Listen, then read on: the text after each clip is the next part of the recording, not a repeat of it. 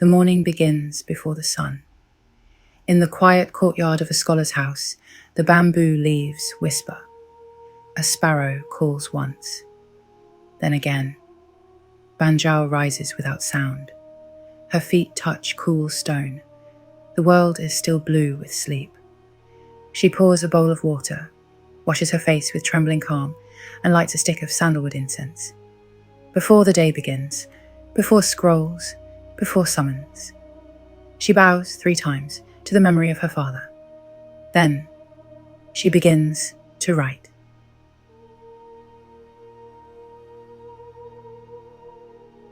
Her brush glides across silk. The words flow gently, each stroke deliberate like a breath. She is revising the Book of Han, a record of emperors, laws, and storms. Her brother began the task. She now completes it. Sometimes she pauses. Not because she is uncertain, but because the memory of a line from Confucius stirs in her. Virtue is never left to stand alone.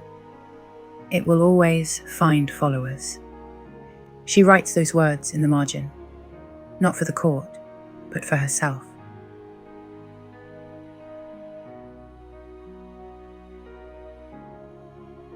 By mid-morning, she walks through the capital's gates.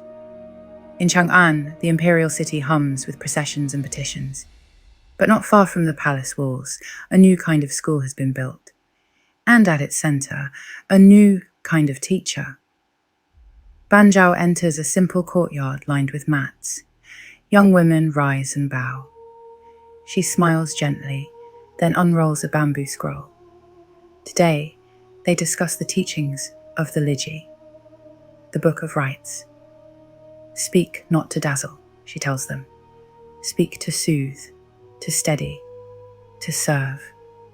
Her students copy her words, the ink still wet, their futures just beginning.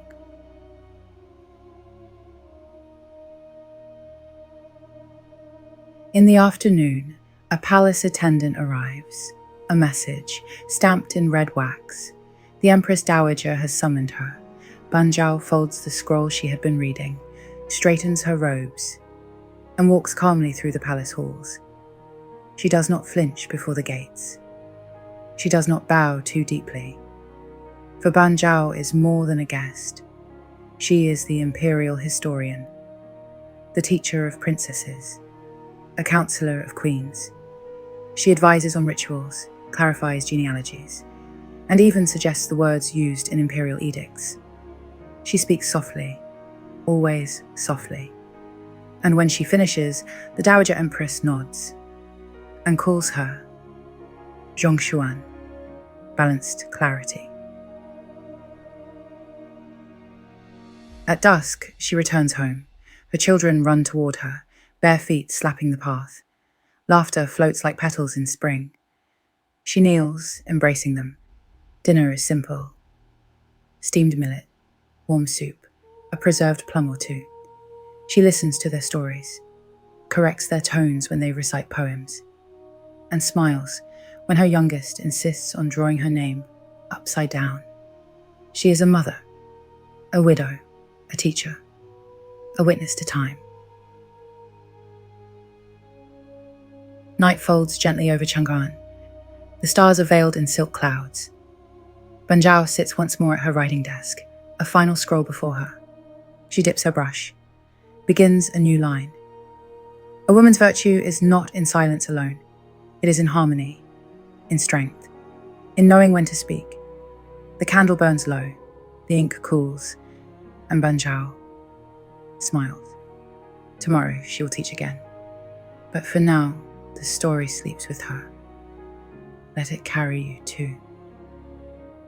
Through moonlight and memory. Through pages that whisper. Through the dreams of those who remember. Good night from the scholar's dawn.